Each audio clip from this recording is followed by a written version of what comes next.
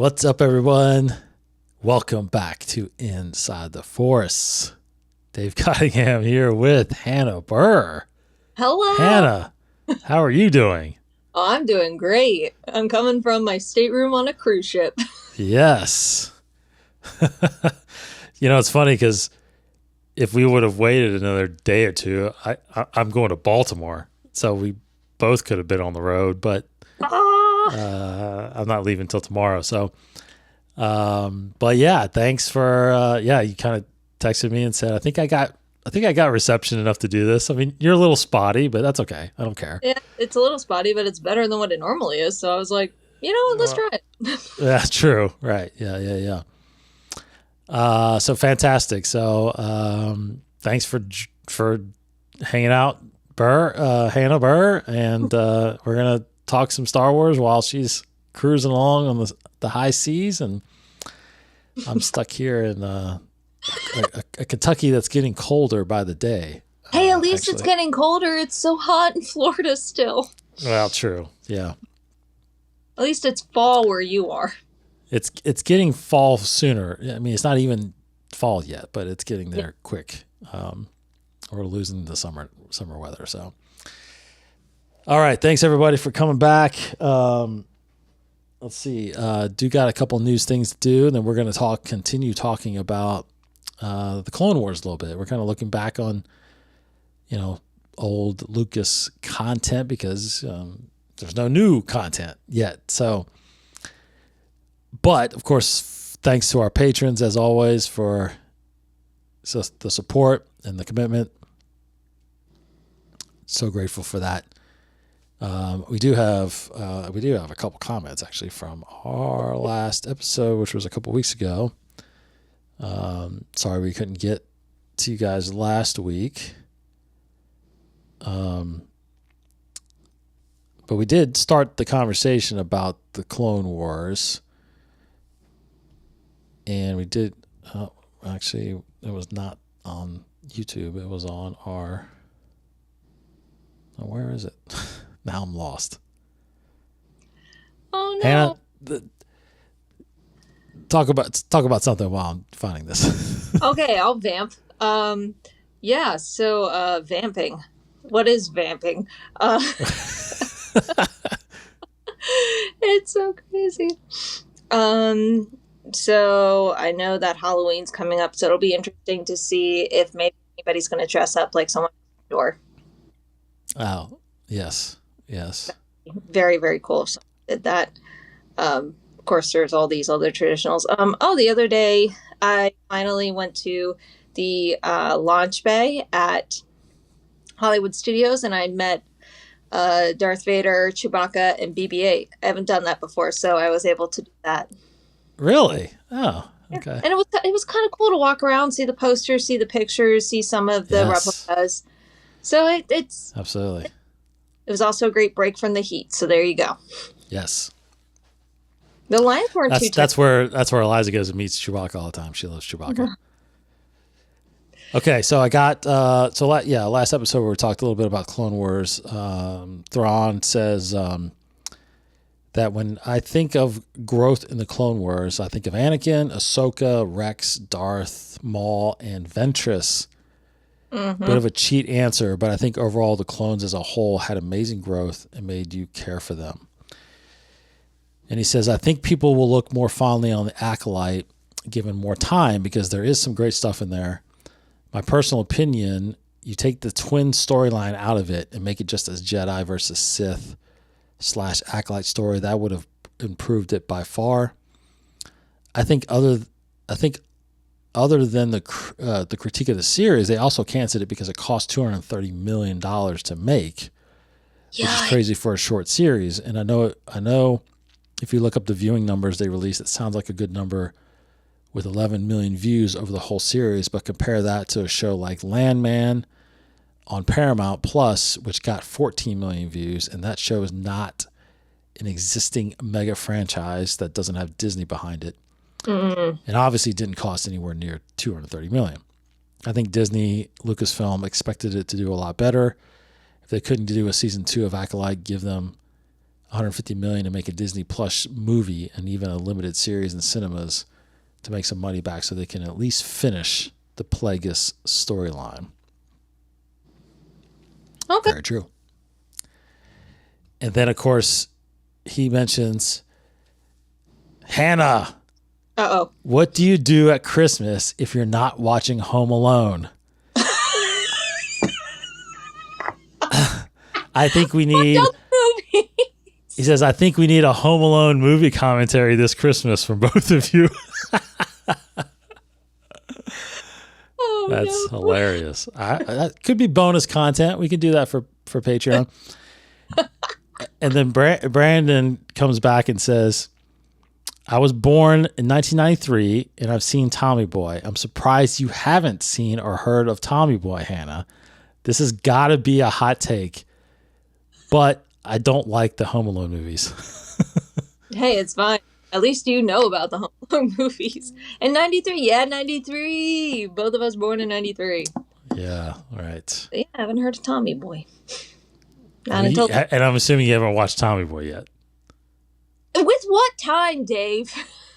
I don't know. When you're finally at home and you want to just lounge on the couch, watch Tommy Boy. Jeez. I thought you went to work there because you had some more free time.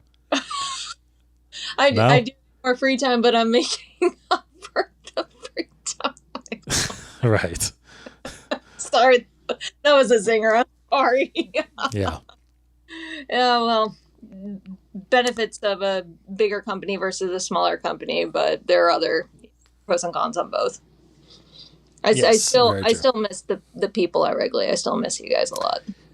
Yeah, we got Ross Allen back. Yes. He's doing great. He's doing great. Oh, I'm so happy. That worked out. Me too. No one on here knows who that is. So nobody knows, and everyone's like, "Hey, yay! Yeah, congratulations, Ross, whoever you are." Thanks for the comments, guys. On to some real quick news. For one, congrats to Andor. Pulling that up right now. They have won 4 Emmys. 4 Emmys. And I will tell you which ones they are. They won for outstanding fantasy/sci-fi costumes. Fair. They won for outstanding production design for a narrative, period, or fantasy program. More than fair. They won for outstanding picture editing for a drama series. Yeah, that was pretty solid. And these are all, the last 2 I just read were for the episode Who Are You, which was the main one, the main Gorman one. The episode. The outstanding costume one was for Harvest. Was it? Okay. Yeah. And then they also won for outstanding visual effects in a season or a movie, and that was for the entire series. I feel like, and correct me if I'm wrong, but I'm pretty sure almost every single time a Star Wars movie or TV show has been up in that category, they've won it. You'd probably be hard pressed to find one that didn't, but it seems like that's what they're winning the most of. Unfortunately, I would have loved to see like an actor win something in this series, but seriously, I think that's when the awards get political. You know what I mean? Like they don't, like they're very much like, oh, but this is different. This is Star Wars. And it's like, yeah, it's Star Wars with great actors. They deserve that nomination and that respect. Yes. But I think I'm not convinced there isn't a sort of political thing behind the scenes when it comes to that stuff. Mm-hmm. Mm-hmm. And not like political as in politics, political meaning just, the way the industry goes, I guess. Yes. Yeah, I agree. So there you go. Andor, congrats on 4 Creative Arts Emmy Awards. Good job Yeah. there. Good. Another thing is Star Wars. We kind of mentioned this a while ago. I haven't talked about it, but Star Wars Beyond Victory. Yeah. Yeah. Okay. You know about this? Yes, I've heard of it. I didn't get to see the trailer yet, but it sounds really interesting, and I'm glad they're getting more and more into the whole virtual reality realm. Yes. And this is a ILM VR game for MetaQuest coming out in October. Now, what's different, a little bit different about this though, is that it's called a mixed reality playset. Let me tell you what that means. It means that I believe there's two. It's called mixed because you can put the goggles on and be fully immersed in the settings and the atmosphere. But the mixed part of it is that it's what's also called augmented reality, where it's overlays with your current reality. Oh. So like you could be sitting there and there's like an R2 unit like sitting there in your living room talking to you. That's cool. Yeah. So like I like one of the parts of the trailer shows you it has this game has a lot to do with pod racing. And so there's a point where I believe you're like I think you're like controlling a pod race and like going around your living room. Oh my God. It has like a cool. yeah.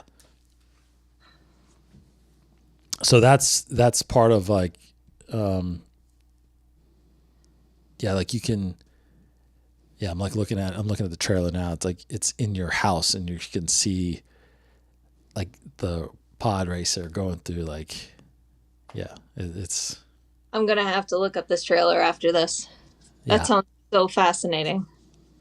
Yeah. I really liked I really like the VR games. Unfortunately, this is coming out on Quest 3 and I have a Quest 2. So if I actually want to play this, I have to buy the new set, which I'm probably not going to do for a while. So why do companies do that? They're always like, hey, you got this, but you got to buy the new thing. And it's like, why can't you just make it available? Like, and I know that's the reason why is because of money. And they know you're eventually going to do it. But like, I mean, we were even hesitant about buying the PS5 because by the time we bought the PS5, I'm like, is the PS6 going to come out next year? Like, that would be our luck. I know. Yeah, and they're coming out with these VR, like Meta's coming out with these new headsets almost every year. Yes. So at that point, it's like, is it even worth it? Yes. Yes, it is worth it? No, it's not. Okay. But yes, they are coming out with them every year, and I don't think it's worth it. I thought you were answering my question, but is it worth it? And when you went yes, I'm like, it's worth it? No, it's not. No, I was looking at this guy like on the trailer. Yeah, you'll see like he's sitting there in his living room and he's got like R2 over here. He's got these figures on the desk, table sitting there. So, oh man, it looks pretty interesting, but I don't know when I'm going to be able to get into it. That'll be cool. But the Meta the headsets are pretty neat. Like I do like it. Like the Vader series was incredible. Yeah. I wish they would do a follow-up with that.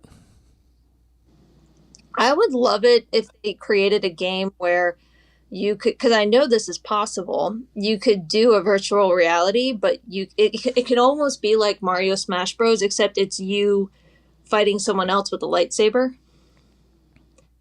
And you can do different hand motions to do different aspects of the Force, and you could just battle different people online.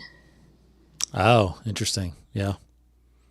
I mean, I feel like that, like, how fun would that be? That'd be like Mario Smash Bros, except it's completely, or Fortnite, except it's completely online. It's virtual reality, and you're lightsaber battling other people. Yes, right. Yeah, that would be pretty cool. That would be pretty neat. Oh no, did I lose you? Okay. Let's see. The other kind of big announcement was, of course, and this happened back on, I want to say it was last week. Was it last week? Maybe about a week and a half ago. Yeah, we were going to talk about it last week. Yes, that's right. Starfighter has officially started production in the UK. And they have announced pretty much the full, main cast, which is now these names: Flynn Gray, Matt Smith, Mia Goth, Aaron Pierce, Simon Bird, Jamel Westman, Daniel Ings, and Amy Adams. The Amy Adams one kind of surprised me a bit. And the fact that, she's an Academy Award winner, but has seemingly end billing on this, back billing, not front billing, means, to me, I think she probably has a smaller role. Possibly the kid's mother is kind of what I'm leaning towards. Oh, maybe. That's kind of where I'm going with it. But Matt Smith is the villain, apparently. Matt Smith, we talked about him. He's Doctor Who. He's Game of Thrones. Aaron Pierce is interesting because he's coming out in a show called Lanterns, about the Green Lanterns. Oh. On Max. Yeah, he's a good actor. But yeah, good, decent cast. They started filming in the UK, and this thing's coming out, May of 2027, which is roughly around the time, the 50th anniversary of Star Wars. Amazing. Original Star Wars came out in May of 77, almost 50 years ago. Dang. Yep. So yeah, exciting. Of course, directed by Shawn Levy, produced by Levy and Kathleen Kennedy. It's gonna be interesting. I feel like this movie got, fast tracked to go and start, and because we heard about other movies that didn't include this, and all of a sudden this is the first one to get going. So they must feel really good about it. Yep. Now, speaking of movies, did you see this rumor? Again, completely a rumor. I actually saw a topic in, I think it was the Hollywood Reporter, which usually is pretty legitimate, but there's rumors going around now that, we talked about the Simon Kinberg trilogy of Star Wars films that he's writing. So the rumor out there right now is that he actually is writing episodes 10, 11, and 12. Okay, so you and I did say, because I thought, you asked me, was there any news you saw? I'm like, oh, I saw things, but they look like rumors, not. But yes, I saw that. And why? Why? That's all I got to say. It's just, why? Yeah, I'm with you. Too old Republic. How many times do I have to say this? It's a new period of time. We don't have anything technically canon there, except for Revan. Let's go. Sorry. Okay, I'll get off my pedestal. I'm sorry. I know I'm a broken record, but come on. Why 10, 11, 12? What more story of the Skywalker saga is there to tell? And that's the thing is, if you're doing that, you're writing a trilogy around Rey Skywalker. I mean, that's the only. And we already have something else happening with Rey. Correct. Yeah. So, it's kind of odd that she would do this other movie, and the other movie, technically they have said that she's not the main character, but she's in it. Doesn't matter. So maybe 10, 11, 12, it's about her, but I don't know. That's I wouldn't do it. We'll see if it's true or not. But no. I'm sure we share.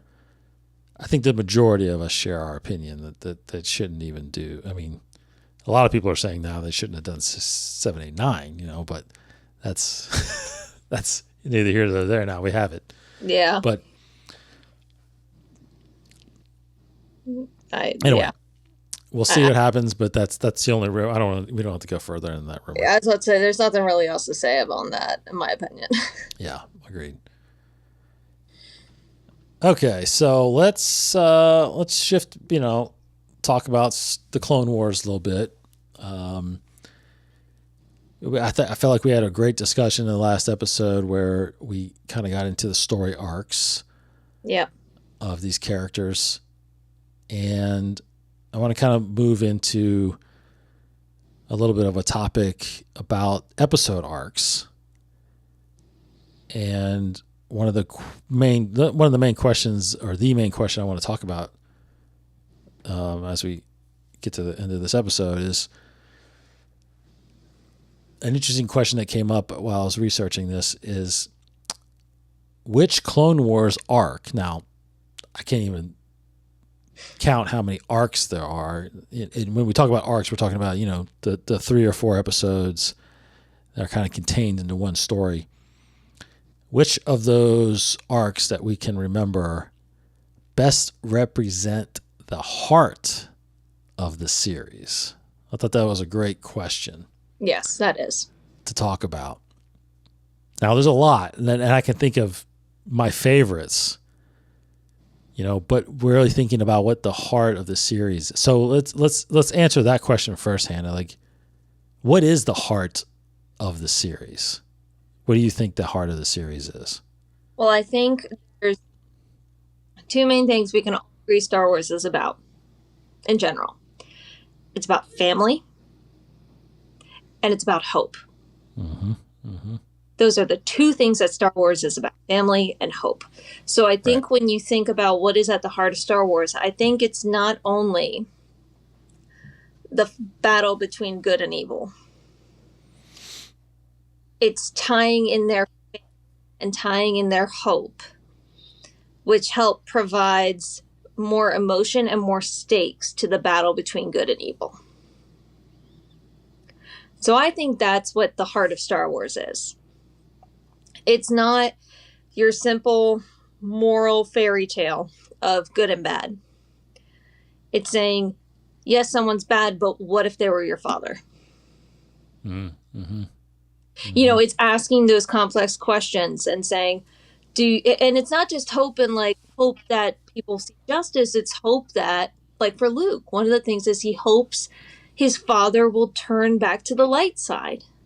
Mm-hmm. Hope, it's hope in those little ways. So I just think it's those 3 things that are interwoven into something that everybody can connect with. So based on that answer, I think I know what arc you're going to go with. Oh no. Maybe I could be wrong, but I'm listing a few. I've got a few. Okay. Well, I think you're right. I think in every story of Star Wars, you definitely find the family aspect of it for sure. I think you look at, obviously the movies, it's the Skywalker family, or the family that is created between the 3 main characters, Luke, Leia, Han, and, Anakin, Obi-Wan, and Padme. And then of course you have Poe, Finn, and Rey kind of in the new trilogy. So, but when you look at these series, especially with Filoni's series, there's always family involved. I mean, even the oddest of families like the Mandalorian and Grogu, it's always amazing to see the types of people that come together and these stories are kind of centered around. So I agree with you. I think the Clone Wars, what was eye-opening for me about that series, when I think about the heart of the series, I ultimately I think it comes down to, in the last episode, we talked about the character arcs of like Ahsoka and Rex, and how to us that was kind of like the heart, not the heart, but necessarily the main story arcs of the series. You know, the characters that kind of changed the most and had the biggest impact, I think, in the storylines. To me, though, the heart of the series ends up having to be, you know, the word that's in the title, like the clones. You know, I think, you know what I mean? Like, talk about themes, not but no, like the Clone Wars, it's about the clones. Yes. Well, more so in a way that we never thought, because, you know, when you just watch the movies, they're just soldiers that don't really have personalities, you know.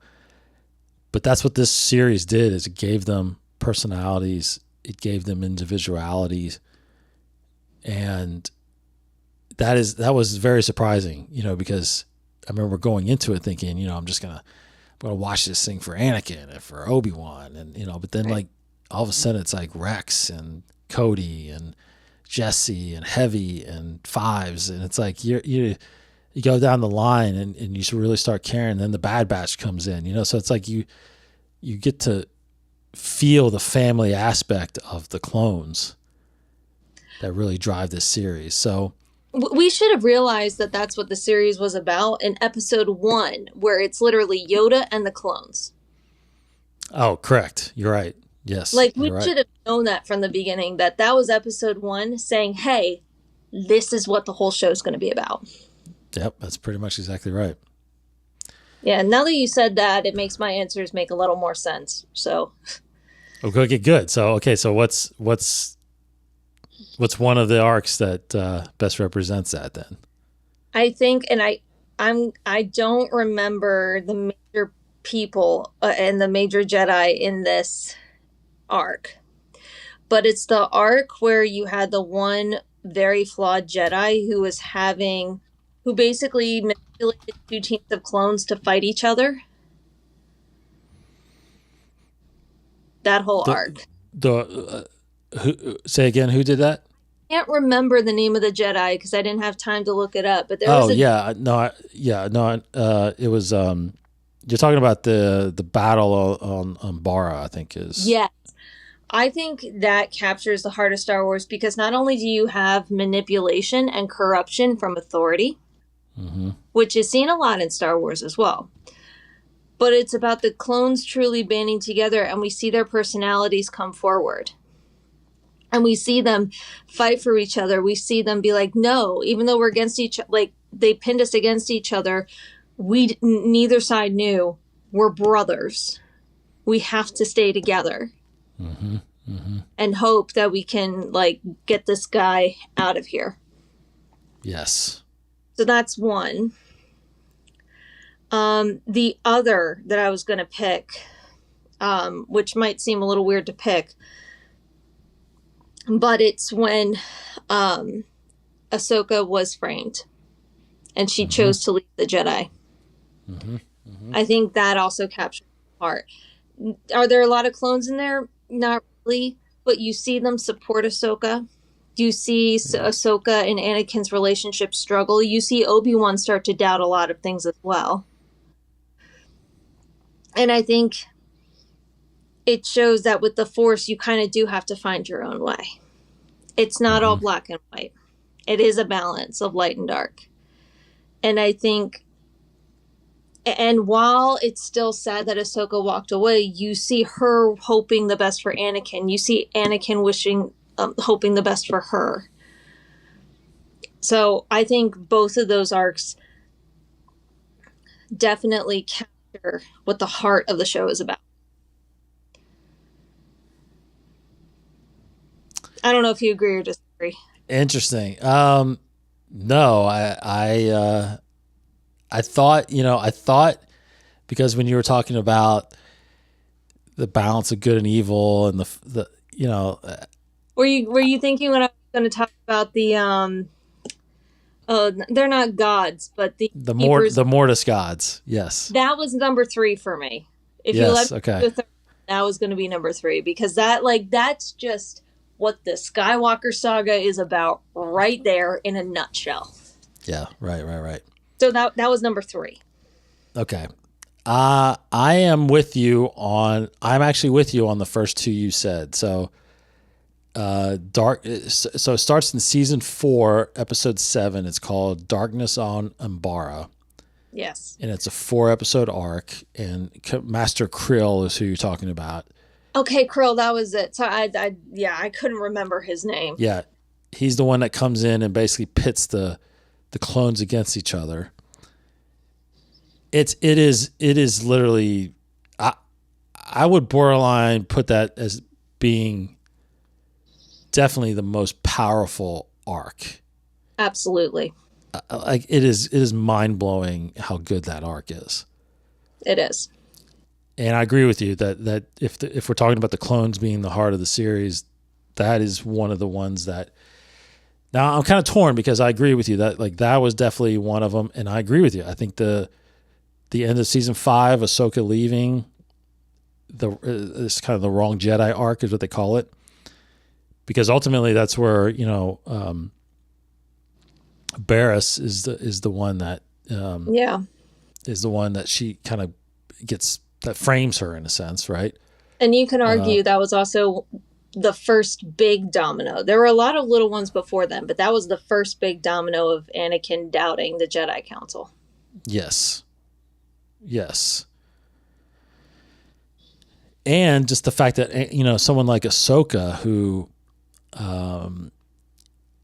for 5 seasons has been the lead of this series almost, and she's walking away from, which I remember watching this thinking, well, that makes sense because, we don't see her in the movies, so she can't be part of, so it made sense that she walks away. But the fact that she walks away and then, of course, becomes what she has become in the series, in Star Wars, has been incredible. But you're right. That's a very emotional, because that's kind of the end of a family in a sense, with her walking away from Anakin. Yeah. It's like one of the most powerful shots in the series. But on top of that, I want to say it's hard for me to rank them, but to be honest, if I had to pick one, I would actually go to the final arc, which was the Siege of Mandalore.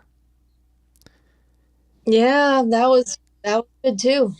Because you get that, Rex Ahsoka dynamic, and I don't know, it was one of them things where it's like, I'm so glad they made it, because you had to have that series. You had to have that arc end like that. Yeah. No, that's a good choice too. I think that would be in my top choices as well. Because that's a defining moment, and that's the side of Order 66. That's the side of Revenge of the Sith that we don't see in the movies. Right. It's needed. Like that entire, I'm so glad they went back and did that season, because that season was so needed. Totally agree. Agree. No, I agree with you. I think I think the thing though is just, it's so hard to pick one mini arc. Mm-hmm. Because there's so many that could speak to the heart. But you're right, that last season, that last bit is so important and so crucial. Yeah, because it pulls at Ahsoka's heart, in the fact that she knows what happens to Anakin, and senses his fall, and yeah, it's. I mean, I find myself going back and just watching those episodes because it's so good. Yeah. It's so funny we picked kind of the same ones. Yeah. Because there are really good arcs. There's so many. Yeah, like there's that one where, again, I wouldn't say it maybe is the heart of the series, but there's that one where it's some battle of Mandalore, where basically where Duchess Satine dies. Yeah, Yeah. That's big. You could also argue, oh,